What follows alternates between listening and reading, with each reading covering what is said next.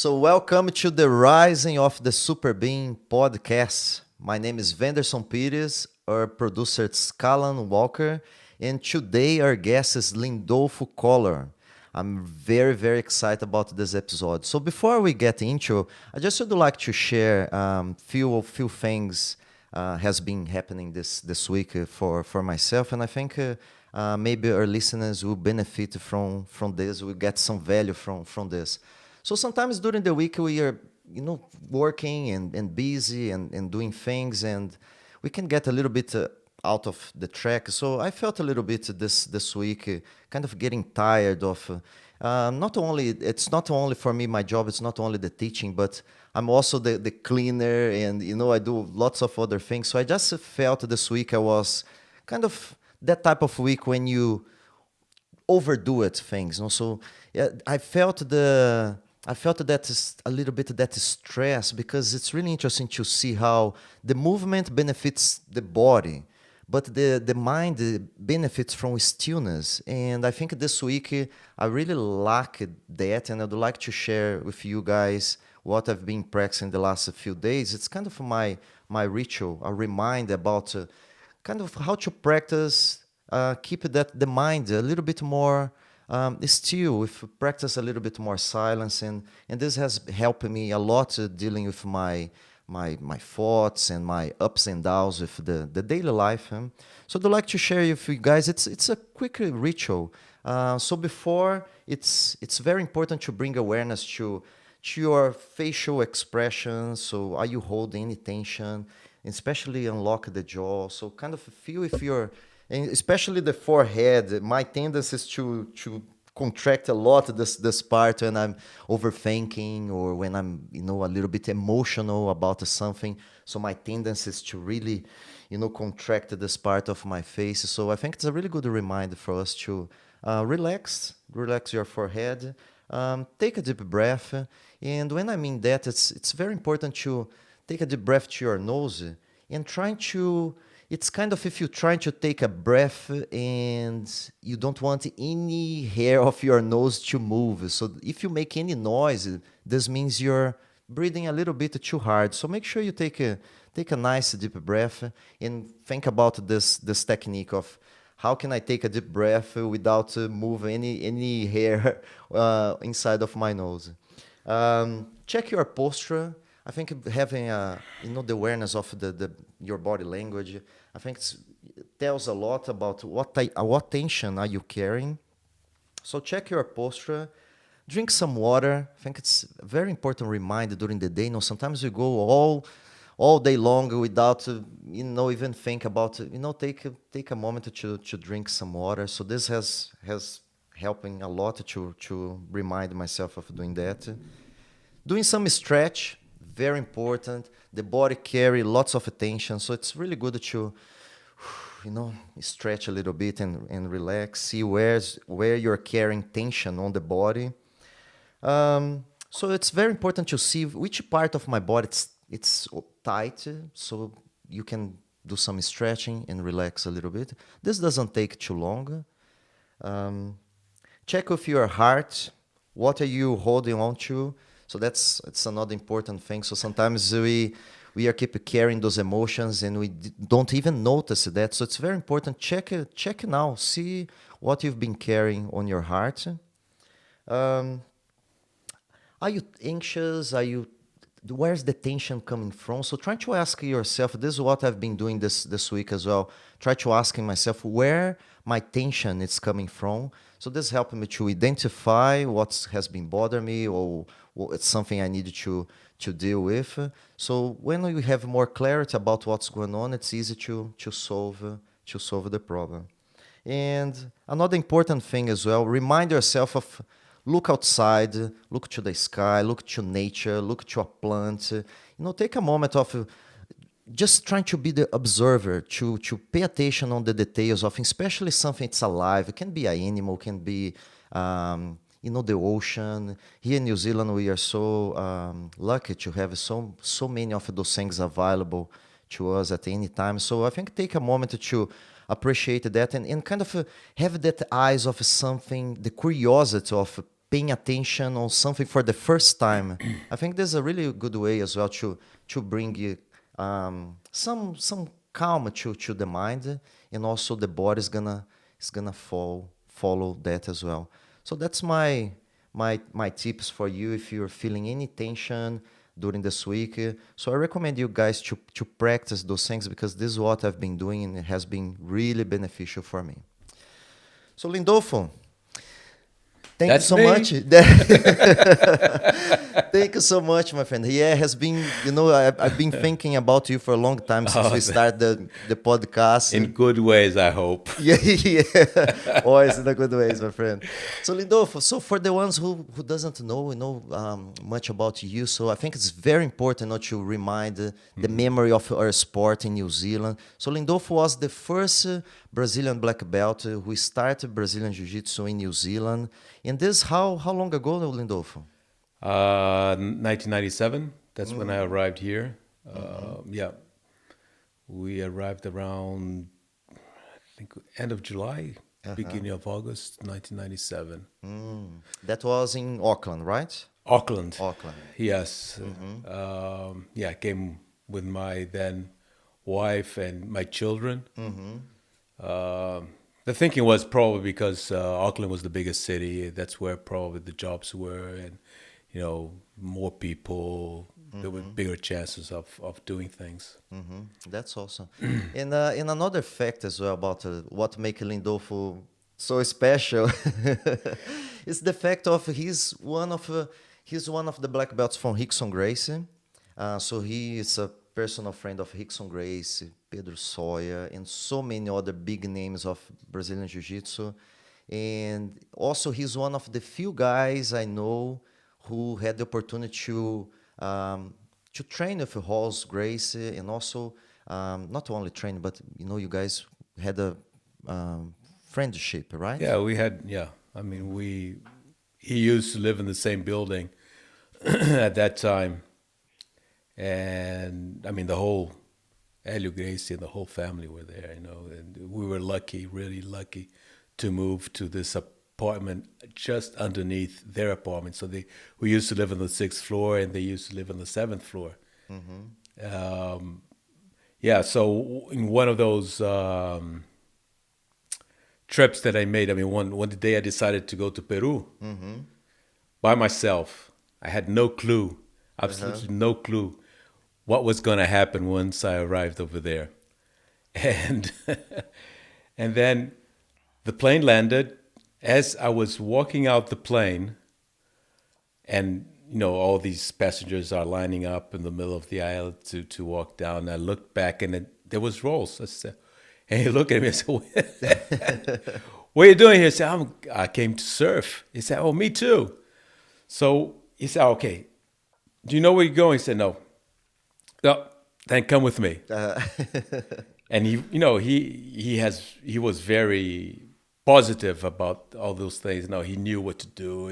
Even though he might not, but he said, "Okay, we'll find out. We'll figure it out, and let's go." And that's what we did. I mean, we found a place to go, and then, I just followed him. We went to Punta Hermosa, surfed there for a while. Then from Punta Hermosa, we went to Cusco, I'm sorry, not Cusco, but Chicama, where you have the longest waves, probably one of the longest waves in the world today. Wow.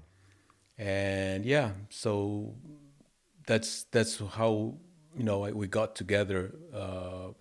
Obviously, before that, we've seen each other in the building, going up and down and everything.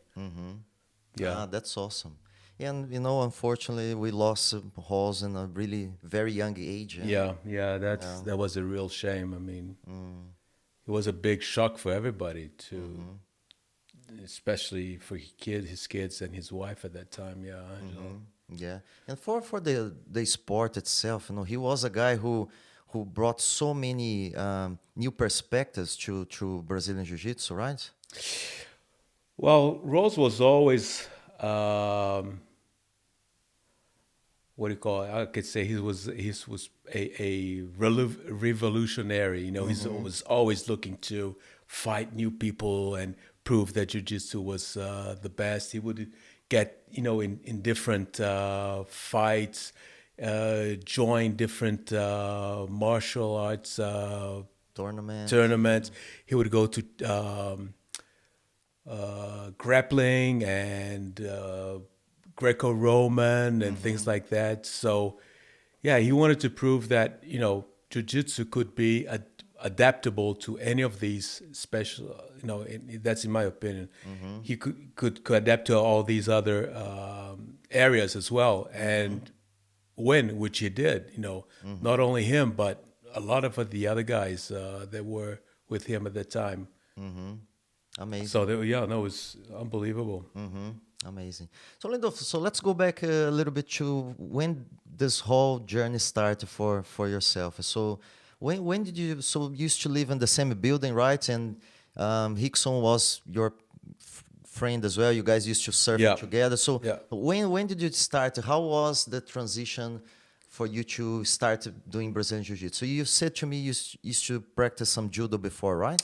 Yeah, I mean, I was always involved in martial arts. I did judo when I was a kid, a little bit of judo. Then once we got back to Brazil, I started when we got back to Rio, I started doing, actually no, in Brasilia, I started doing karate. And it wasn't quite what I was looking for. Then I did a bit of Aikido, and still, it wasn't that thing. And then I heard about this. I was already living in Rui Barbosa in the building. I've already met the Gracies, and I heard about this challenge between Jiu-Jitsu and Karate, and. I said, oh, that's going to be interesting. Because I still had in the back of my mind, oh, karate is nice, all those poses and the shouting. And I said, oh, I want to check that out. And man, it was 10-0. The guys couldn't do anything. Jiu-jitsu just washed them out. It was unbelievable. And because I was surfing as well, and Rickson was surfing, he used to surf as well. One day, we just bumped into each other, and then we start talking, and we decided, oh, let's go surfing together. I mean, we live in the same building, use one car, and let's go for it. And after that, we started developing this friendship, and he said, oh, why don't you come over and start training with us? And at that time, there was basically from the Gracies 3 schools, out of which two of them were in the same place. I mean, it was the same school, but 2 different teachers at that school, 2 different teams. So you had Hélio Gracie in town. You had Rio de Janeiro, right? Yeah, that's in Rio. Hélio Gracie downtown. And then in Copacabana, you had Carson and Rose. Okay. So Rickson was also training, obviously, with his father and Horion, which at that time was the main teacher in downtown. So you had Hélio Gracie and Horion. Horion was already taking over, and Rickson would go and have some do some classes, teach them some classes as well.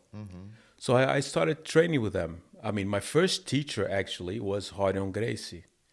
He was the one that taught me the first moves of self-defense, the first grappling moves, getting out of the mount, all those things started with Rickson. When Rickson couldn't be there, it was Hélio Gracie. So Hélio would take the class. So I tapped a lot to him. Big surprise. And Rickson started teaching after that. So during, I don't know how many years, we were always, that was the school I used to go to. And obviously you had Holker, Euler, and Hoyce, and Harbin would come in as well, from time to time to train. But yeah, so the main three people were there. I mean, it was Harion, Hélio, and Rickson. And this we talk about on the 70s, right? 70s, Yeah, there was because 1975. I would, You I would said? yeah, I would think around 1975, 1976. Because I remember when I went the second time to Peru, which one year later, which probably was 77 or 76, I can't remember right now. I was already training. Right. The first time I was not training, but the second time I was already training. And, as kids, you go and challenge some guys, just to play around, and bigger guys, and you end up on the mount and grabbing them and choking them, things like that. And people wouldn't believe. But yeah, it was really fun. And how was the classes with Helio? Do you remember any specific thing about any memories about With Horion or? with Helio Gracie? Helio Gracie. Hélio Gracie. Helio Gracie. Oh, yeah. okay. We got used to say Helio Gracie. Yeah. Yes. No, it's okay. It's all right. Helio Gracie, of Yeah, course. Helio. He was, man, bang on, it was a different vibe training with him. Now you could see, because, he wasn't young anymore, but he wasn't old either. And I was a young guy, so coming with all this strength and thing, and you could see that he wasn't using any strength at all.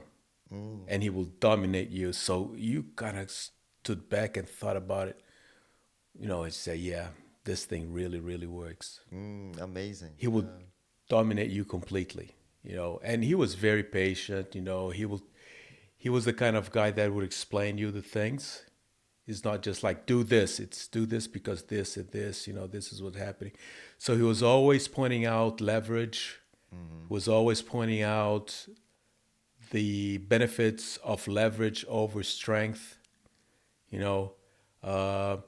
would say, yes, stamina, you're young, stamina will count up to a certain point. After that, it will be the technique. If you count 100% on stamina, you're not going to make it. In 5 minutes, you're out. So, and he used to talk to me about his fights, how he would survive 1 hour, 2 hours, because he would keep his strength, use his technique, and then when the guy started tiring, then he would start using the moves, all his technique on top of the guy. And if you see him, and not only him, but everybody in the family fighting, that's exactly it. You don't need to be big and strong. All you need to do is trust your technique. Yeah. Amazing. And Lindolfo, so how was this transition? So you did the first class, and what made you to stay? So why did you decide to keep the train? When I saw exactly what Jiu-Jitsu was all about, and it's not, mind you, the main thing, what really captivated me was the self-defense part, which in my opinion, it's not, you cannot break it out. It's one thing. Jiu-Jitsu is self-defense. It was made for you to defend yourself. So when you start getting away, getting out of being grabbed, being guillotined, being grabbed by the back, chokes from behind, all those things, you start realizing that, there's much more to that than the vain eye can see. It's mind-blowing. That's amazing. So, Lindolfo, how Jiu-Jitsu has been helping you during the course of your life? Because it has been now so many years practicing this martial art. Well, the thing is, again, and that's one of the things that I really like about Jiu-Jitsu, is that it's not only in the dojo, You practice jiu-jitsu in the dojo, but that gives you a self-confidence to take on life. You know, where before I was insecure, I wasn't sure about myself. After a while, I started being more relaxed. I start, taking challenges on without being too much afraid, because you're always afraid of things. I mean, that's part of normal life. But at least knowing that you can dominate that fear. So I think this was one of the most important things for me, and that's what I learned. From all these guys. It's being able to know and that I can trust myself. I have confidence in me, and whatever it takes, whatever happens, I'll survive. And the more you grow, the older you get. And again, it's not only inside the dojo, it's outside of the dojo. So it's being respectful, as you were talking before. And, it's about being, a human and realizing that people have their pros and their cons. And that's the way it is. You can try to work out with people. Some people will allow you to do that. Other people won't. Yeah. And you just can't do whatever you can do. You just cannot force people to do things they don't want to do. And Lindolfo, how was and also you had a really good experience overseas, going to different schools around the world. So how have you seen Jiu-Jitsu Devolution since the 70s? And you go straight to the source of the Gracie family, and now seeing what Jiu-Jitsu has become after all those years. So what's your opinion about the evolution of the sport? Well, today it's a totally different ball game.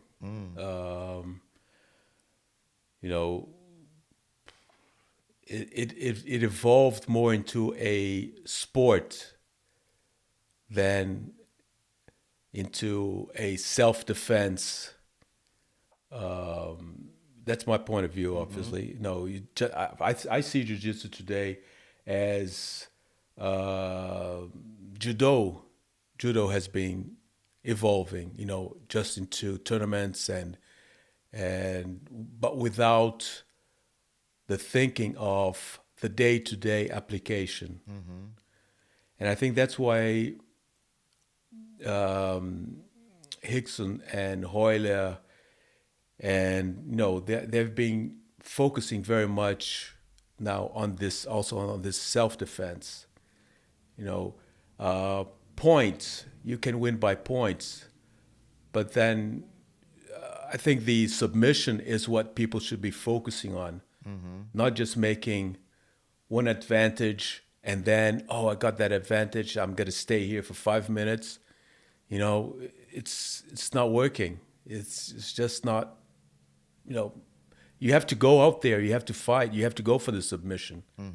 Obviously, sometimes you don't, but at least you're looking for that, you're trying that. And so that's what I've been noticing. There's a lot of beautiful movements, they're amazing, but will that work on real life? I mean, once you get there, you got yourself knocked by a big guy. I think what will come into will be the self-defense, the basics, everything. You look at Roger, as we were talking, you look at Roger fighting today. He's winning the fights with a simple, perfect jiu-jitsu, 100% technique. It's unbelievable. And that's what works, really. And Lindolfo, what looks like living in Brazil in the 70s, and I think was so interesting to see as well. I saw the other day old footage of Helio Gracie kind of advertising jiu-jitsu on TV, and also Oh, really? yeah, show on the, I think on the 60s or something like that. Oh, But on the was beach. on the beach. On the Yeah, beach. it's Yeah, so yeah, fun. yeah, yeah. A small guy with his girlfriend walk That's on the right. beach. So this big guy came and kind of push him and take the girl. That's right. So someone shows him a pamphlet of the Yeah. Gracie Academy, Yeah. and it's so fun. If you guys have the opportunity, check this out on YouTube because it's worth it. And so the guy get the pamphlet, so Yeah. he went to the Gracie Academy, so he does some training, and after he saw the guy on the beach, and they have a little a little fight, and he gets his girlfriend back. So what is to be living in Brazil on the 70s? Because I think now those days now. We live in Brazil. It's a different scenario, right? With totally the different, yeah. the violence but back then, those little challenges. What's your memories from that era? Well, obviously Rio at that time was, I mean, you just can't compare. No, you still would go out at night. You could walk Copacabana. You wouldn't be mugged. When I say mugged, it's mugged at gunpoint. I'm not talking about give me your watch and because I'm bigger than you. No, it's gunpoint. And yeah, so it was much more relaxed. Jiu-Jitsu was not, or Gracie Jiu-Jitsu was not well known still. Obviously it was, a lot of people knew about it, but not that much. And the technique was being taught. And funny enough, this story that you just mentioned about the big guy and the small guy, I remember one of the fights I got myself into was because I was skating in one of those streets in Jardim Botânico, and this guy came down with his car, and I was like skating, and he just almost ran over me. And he did it on purpose. No, he really did it on purpose. I just managed to get out, and I just swear to call him a bad name. He stopped the car, and there he was with his wife and a kid in the back, and this guy was huge, man. This guy was big. And then I looked at him, and I said, whoa, okay, well, here we go. He came over. He didn't say a word. He didn't say, hey, why, you said that. No. He didn't say a word. He was a real coward. He was much bigger than I was, much older than I was. And he came close to me and threw a punch. Without saying a word. As he threw the punch, I digged underneath, grabbed him by the back, leveraged him up, and threw him on the floor. He fell on the floor. I took a step back, looked at him in the face, and said, "Come back again. Now I'm gonna choke you." He looked at me. He looked at me and didn't say a word. Got into the car. The power of jiu-jitsu. Yeah, unbelievable. Yeah. And that's what I keep telling you. It's the self-defense. Because going back to one of your first questions, what was the difference and what made me come back to jiu-jitsu? It's exactly that. It's you learn 3 moves, as I was explaining to you, from self-defense, and you practice that. And then the next class, you will see those 3 moves, and you learn another 2 moves, and that will become a snowball. So you would always revisit the old moves and learn new moves. So this will go into your subconscious. So when this guy threw me a punch, I didn't think about it. I didn't say, "Oh, I'm going to do. No. It was boom, boom, got it. Automatically, yeah. It's automatic. He has to be. He has to be. So, and that's one of the things that I kept going back, because I knew that it was different from everything that I learned until now, all those other martial arts. And I knew it would work, and it did work. It definitely did work. So I was just blew my mind. That's amazing. And Lindolfo, you had some opportunities as well. You have some experience competing as well, no? And I know a funny story of you competing against this famous comedian guy in Brazil, Sergio Malandro, and he was from Rickson Gracie, right? Yeah, because yeah. You know, Carson and you know the Helio Gracie, the side, they had a massive rivalry back then as well, and also lots of stories from that time, you know. But that in somehow as well, in a really interesting way, helps so much the sport to grow. You know, that kind of, you know, that rivalry between, you know, the members, the same family, but you know, if those. Yeah, it doesn't matter. Yeah. It doesn't matter when it comes to training and jiu-jitsu, in competing, especially competing. You know, the arguments and the heat would just explode. And the trials at that time was, I mean, we had trials within the Gracies, place at dojos, academies, because there was only one Gracie academy going into the tournaments. So if you wanted to compete on a specific tournament, you would have to first fight me. You know, so there was an internal competition to see who would represent the Gracie Academy on that specific competition. And that was tougher than the other ones. Oh yeah, can imagine. Holy. That was tougher than going to. If you managed to go through that one, the other one would be much relaxed. And this day, we were up in. We were training up in Petropolis at Helios Gracie farm. So it was Rickson. I was there with him, and with Rickson, we were doing all the training during the week for this trial. And we drove down for the trial. It was a Sunday, I believe. And then my fight was with Sergio Malandro. And so I mean, at the end, I ended up by winning by points. And he wasn't very happy. Yeah, can imagine.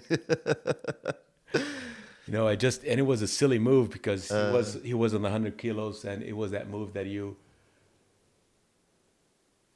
feint that you're going to this side, you throw the weight to this side here, and then you just come back. Right. And boom, you reverse. So it was a reverse move, and No, it's from the cross side. From the cross side. From the cross side, you just go this way. And then he puts his weight back to this side, and then you just move to this side. Right. So you use the leverage that he's going that way, the strength that he's going to that way, and you just use that. Right. So he goes up and down, boom, and I end up on his cross side, and at the end I won the trial. Don't ask me about the tournament because I have no idea, but the trial I do remember. So, Lindolfo, do you remember the training? So, how intense was the training in rolling with Rickson? Do you remember this? You know, the any special moment, kind of which style Rickson, you know, used to play more, and all those little things. Oh man, he was always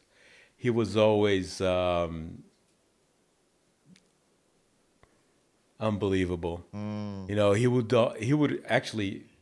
Many times he would get two guys to fight against at the same time. Oh, really? Oh yeah, all the time.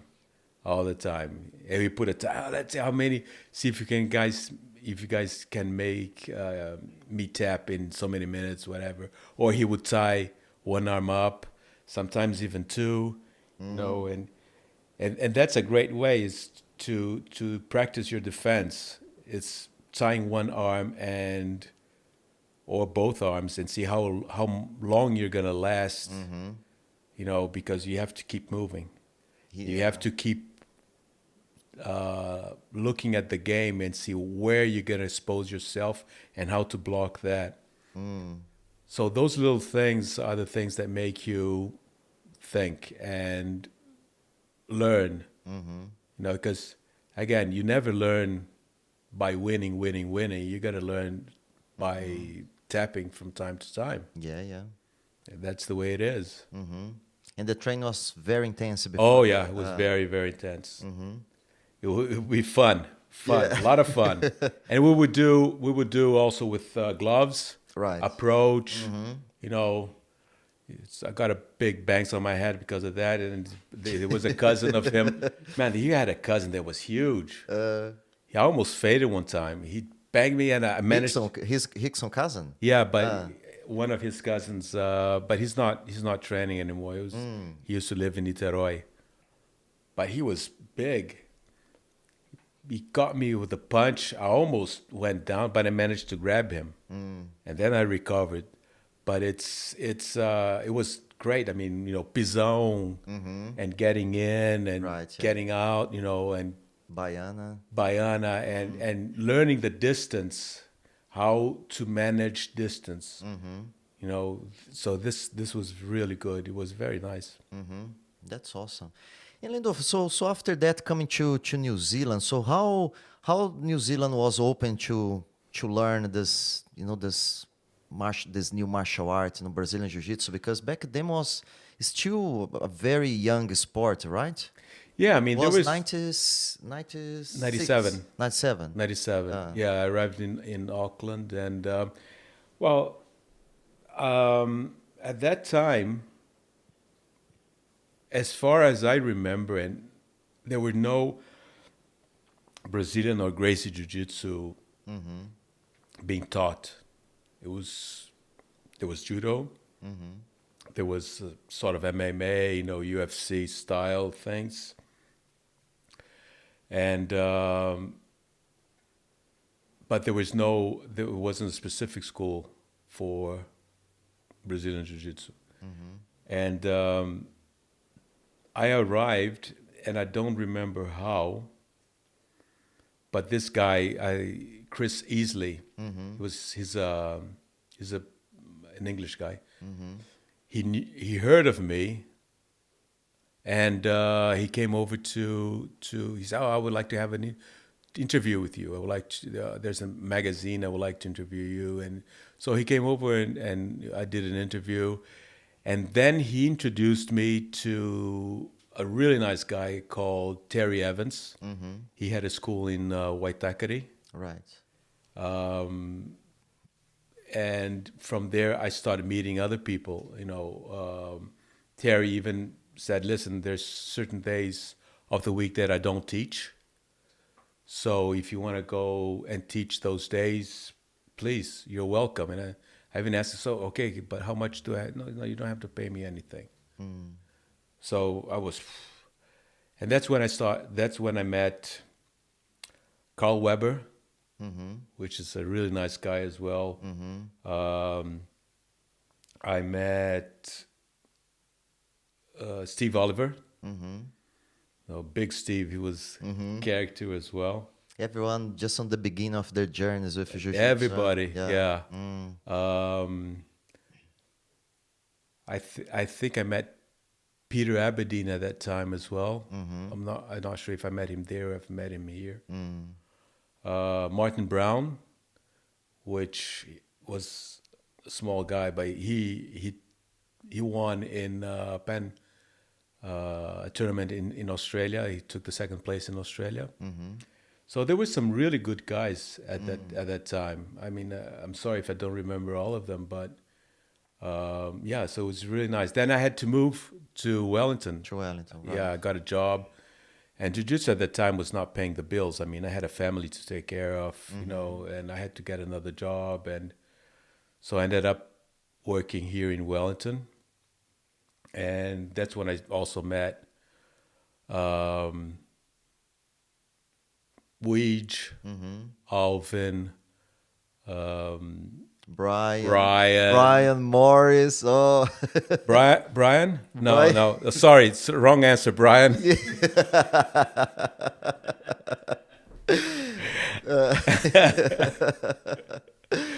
um, and Craig as well. So I started giving classes in my garage. No, I had a dojo. I mean, a mat really nice that I ordered. It was made specially for me. Gracie style. Yeah, Gracie, nice. So that was it. I mean, that's where I started here in Wellington. That's awesome. Yeah. And how do you remember how was big how big was the class back then, Lindolfo? How many guys used to come to train with you in one class? Oh, I would take privates, so okay. it would be 2 or 3. But then on the weekends, there was a judo club that Brian used to know, and a lot of guys would come over. Kane and his brother. I can't remember all the names, man. Yeah, I'm sorry, but it was a much better class than, and this dojo place was amazing. Was really nice. I think they closed down. They're not there anymore. But yeah, so on the weekend I would take one day and teach on this nice place.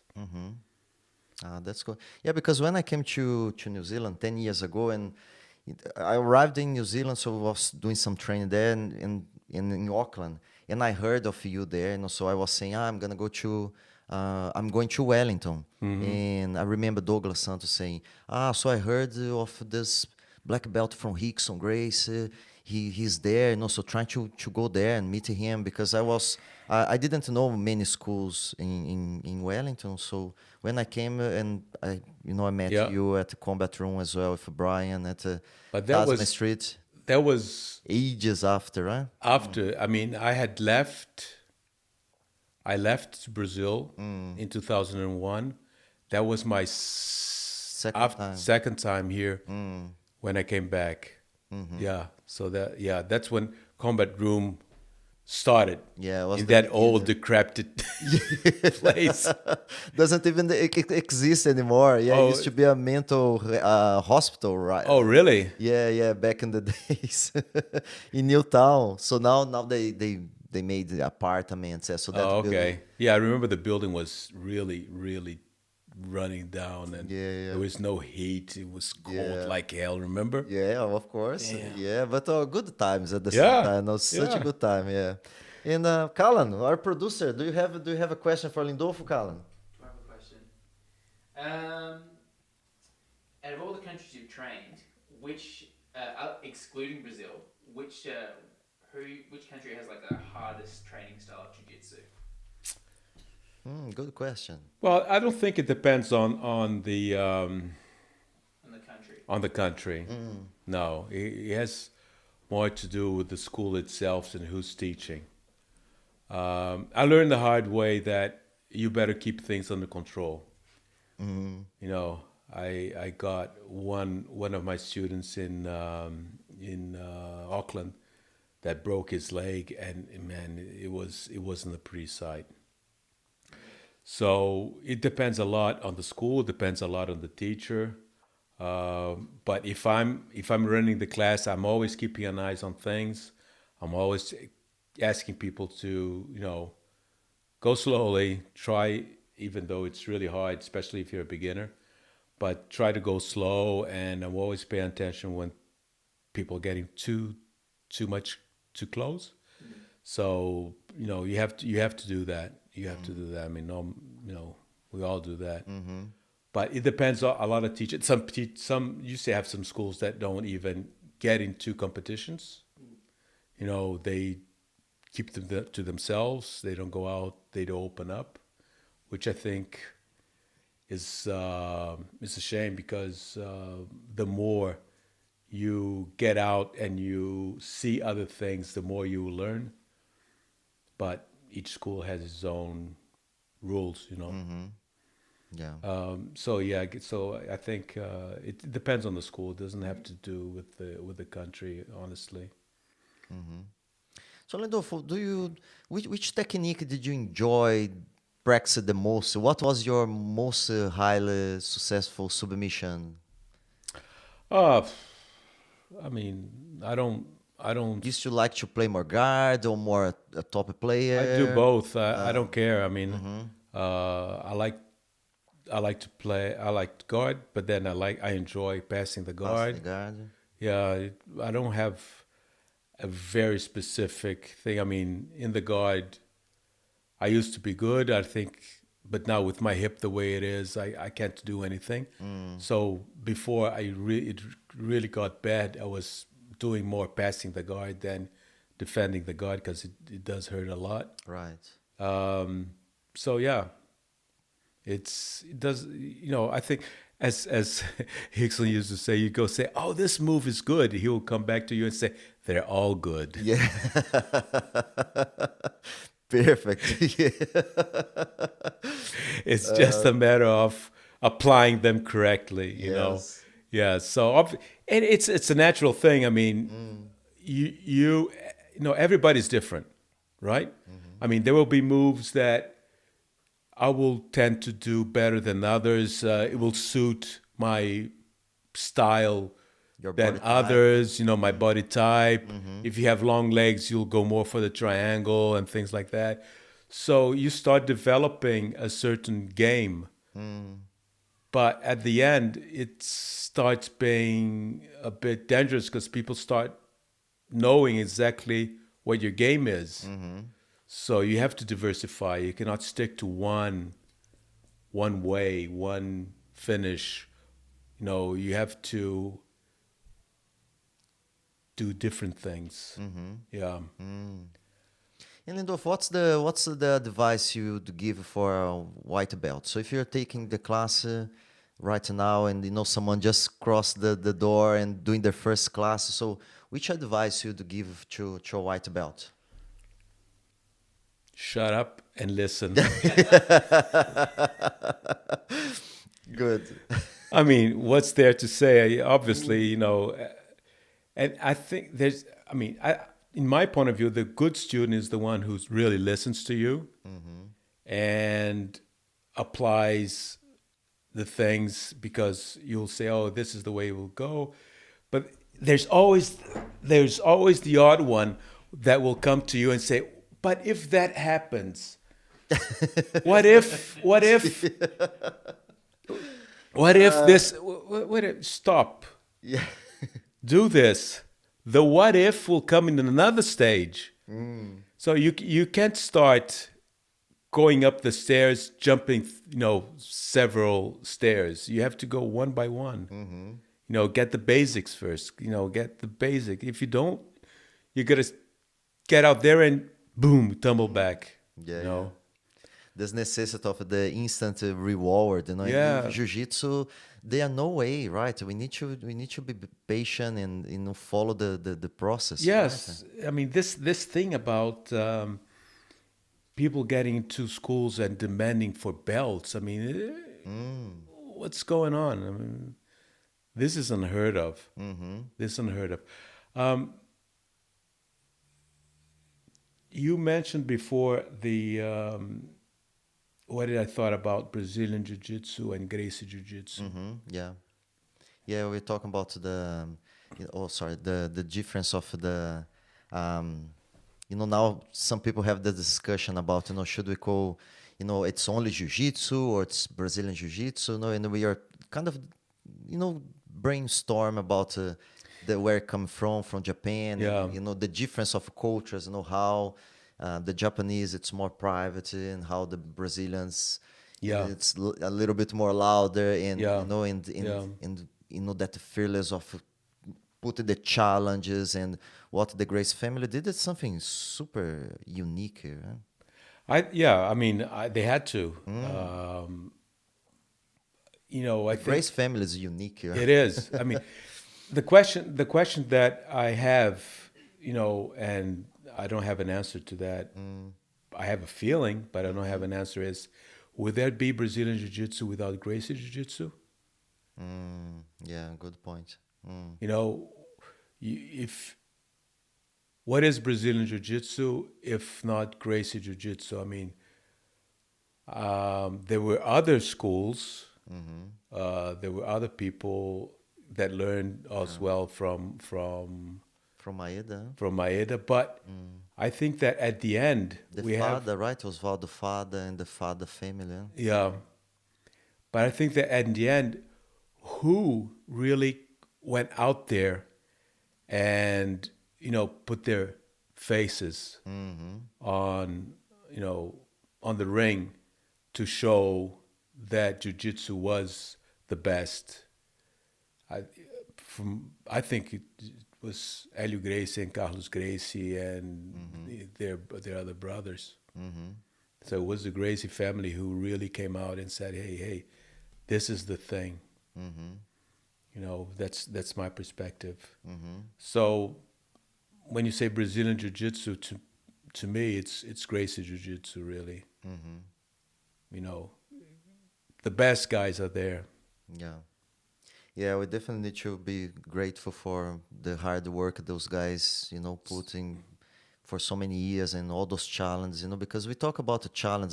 Even, could you please share that story about, you told him about Helio Gracie living for 6 months in his academy. Yeah.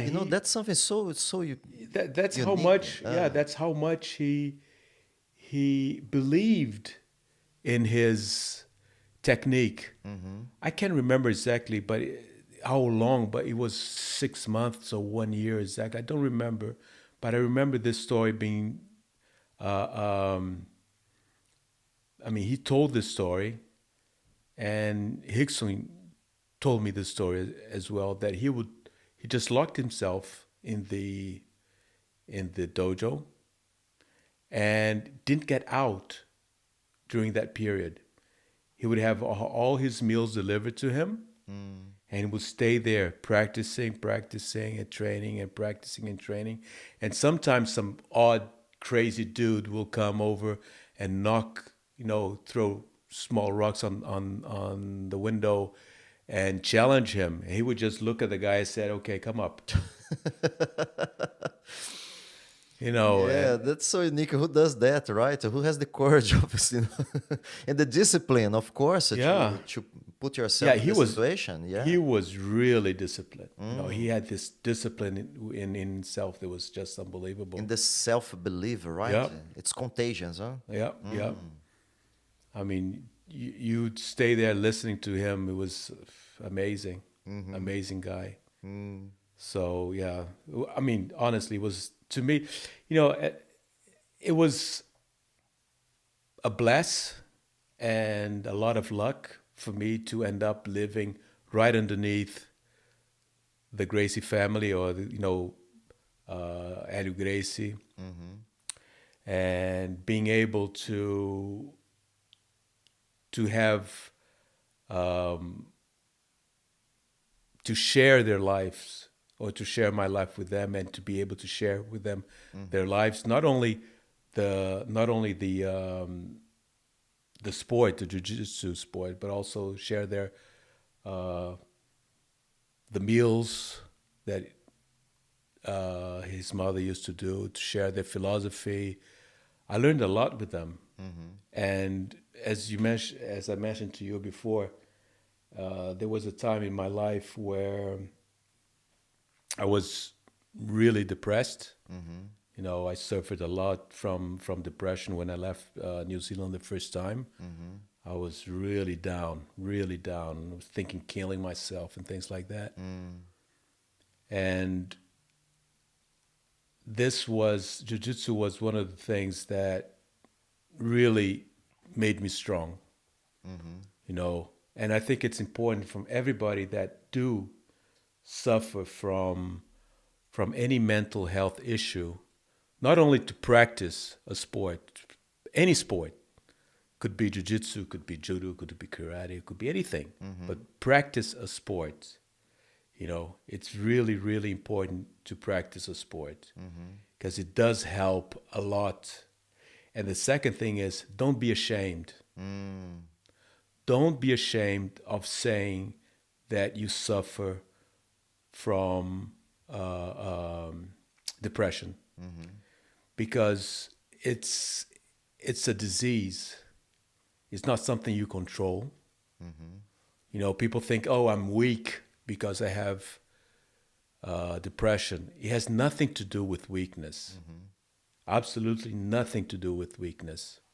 And there are ways to control them. If you are like me, you suffer from depression because it's a chemical imbalance. You have medicine for that. If you suffer from depression because you're going through a rough patch, you know, get some help, but don't be ashamed of that. So that's one thing really I would like to, tell people is don't. Just go for your life and fight for it, because it's really worth it. Many years now, I'm great. I mean, taking out the problem I have with my hips, but I'm great. You know, I have a beautiful wife that I love and that loves me. We have beautiful children, you know, and I would say that a lot of that was because of jiu-jitsu. That's amazing. Yeah. Lindolfo, in which stage? So, how was the process of you even have the awareness of your, you was depressed and seeking for help? So, how was this progression for you? Well, I knew that there was something wrong. Obviously, the thought of killing yourself is not something that is sane. No. And I decided, okay, that's when I decided to go back to Brazil. I said, there's something wrong with me, and I don't think New Zealand, because of all the problems that I've been through here in New Zealand, is going to be the place that it's going to help me to get out of it. So I went back to Brazil, and I have my cousin that is my brother. Okay, his nickname is Bebeto. He's a character. Crazy stories with him as well. But he was the one who said, "Listen, there's this what do you call it? Psychologa, no, psychiatrist. Psychiatrist. There's a psychiatrist that I go to that is really, really good. And why don't you go over there and talk to her?" And that's what I did. And she started listening to me. And it's funny because one of the first questions she asked me was, what is the most important thing for you in your life? And I replied, my children. And then she looked at me and said, wrong answer. The most important thing for you in your life is yourself. Because if you don't love yourself, if you don't put yourself in the first place, you won't be able to love anybody else. Yeah. It's very powerful. And I tell the children all that because it's really true. I mean, how can you care for somebody else if you don't care for yourself the same way, or even better, because it's yourself, it's your life, it's your well-being, right? Yeah. So at that stage, I said, "Whoa, okay." And then she made some tests. She asked me to do some tests, ran some tests and stuff, and put dialysis and to see things. I don't know, but at the end, she said, "Okay, so you're suffering from depression, but your depression is a chemical imbalance." So it is possible for people to detect what kind of depression they go through. As long as they seek it long as they seek help. For help. I mean, you can only help people that want to be helped. You cannot help people that don't want to be helped. Doesn't matter how much you yell at them, how much you cry, how much you show them the way. If they don't want to be helped, they will not be helped. Simple as that. And Lindolfo, and what was the motivation of you to was the fear of your actions when you was getting to that dark period? So How was that for you? Well, first of all, it was the unknown. Everything that I knew up to that point was gone. Right. No, it's from there on, it was something totally unknown, and I had no idea what was going to happen to me. And yeah, I mean, I didn't probably. I think I suffered from depression a long time ago. A long time ago, I just didn't realize it. You had no awareness of it. I had no awareness of that. You know, not the aggression, but I was aggressive. There was time that I became really aggressive, especially with, if somebody just challenged me, I would just blow up and go for it without thinking. So all those things are signs of depression. Sleeping a lot, even though I do sleep a lot still today. But yeah, I'm aware of that now. I'm aware that sleeping a lot is part of my depression. Right. So I can deal with it. It's okay. I'm going to sleep, but I'm okay. I'll sleep until late, but I'm okay. If I have to wake up early, I'll wake up early. It's not a problem. But little things like that, you start understanding what's happening to you. And my wife, Carmen, she helped me a lot to understand those things. One of the things that I get real aggressive is if I become hungry. Really aggressive when I become hungry. Not anymore, but I used to. And this was one of the things that she detected on me as well. The lack of patience, right? That's totally. Totally. And I used to become very aggressive because of that. And it's funny because, as she said, I didn't realize it. I would go hours without eating. And if something, just Small happened, things, I would snap. very reactive. Yeah. Anything, I would boom. So those things are like that. That's so awesome. Yeah, thank you for sharing that, because No, I think that's I think it's important for people to realize it. Again, you don't have to be ashamed of it. yeah. It my special quoting, it is what it is. That's awesome. Yeah, because even on the beginning, I was sharing about I notice when I'm tired, those patterns. Yeah. You get tired and you become a little bit more reactive to small things. And, Yeah. And kind of those little rituals I just mentioned before. Kind of help me to. Okay, I need to be grounded. I need to come back to, wake up a little bit from this storm. So it's very important to have something as well to practice us, to help us, to guide, okay, let's come back to go back to the track. Yeah. A lot of people that, suffer from insomnia. I say, I can't sleep. There's, again, another thing that I use, as you said, you lay down in bed and you make sure that all the muscles of your face are relaxed. Everything is relaxed. When I do that, I sleep immediately. It's funny. Yeah.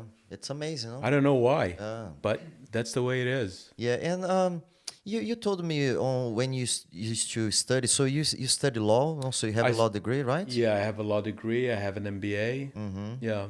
And you was going to some stress back then, and you learned how to practice transcendental meditation, right? Oh, yeah. Well, how did you remember that? Oh, my friend, I have a good memory. I pay attention. Holy cow. Yes, I did that for a while. That was good. That was good.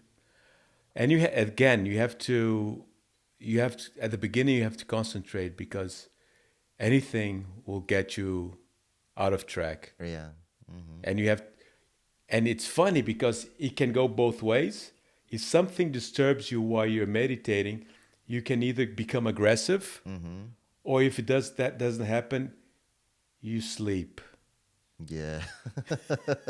So true. Yeah. So you have to, it's as everything, it's just a Yeah. matter of practicing. But I don't, yeah, funny, I don't do that anymore.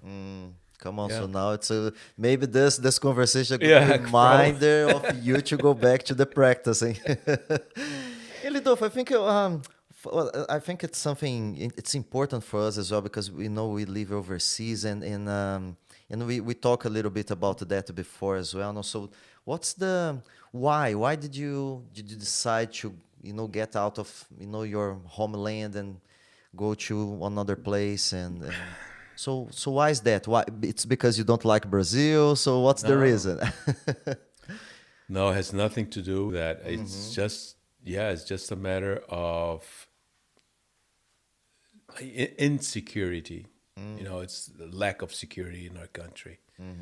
And the day I decided to do that was one day that I was working for this big company in Brazil, and I used to run around the Lagoa Rodrigo de Freitas, that big lagoon. I used to wake up in the morning and run those 7Ks, and then that's probably why I still have these things here in my hip. Overrunning. One day I was running. It was early in the morning, around 6:30 in the morning, 7 o'clock. Uh-huh. So I finished running. I was crossing the street to get to my apartment, and red light was on for the car. Red light on for the cars, green light on for the pedestrians to cross. As I was crossing, this car came and just passed in front of me, almost hit me, but really close. It was so close that my reaction was to give it a big slam on the car. Just slammed the car. And I kept walking. So the guy stopped, backed the car, entered the street where I was, opened the window, got a gun, and pointed at me. Just like that. I looked at him and I said, "It was your fault." Turned and kept walking. Nothing happened. I arrived at home, got in the shower. I was shaking, man. Of course, yeah. I was shaking and said, "What on earth is going on here?" Do you remember which year was that? That was in the 90s. 94? Okay. 94? Yeah, And things were already escalating. Yeah. Things were already escalating at that time.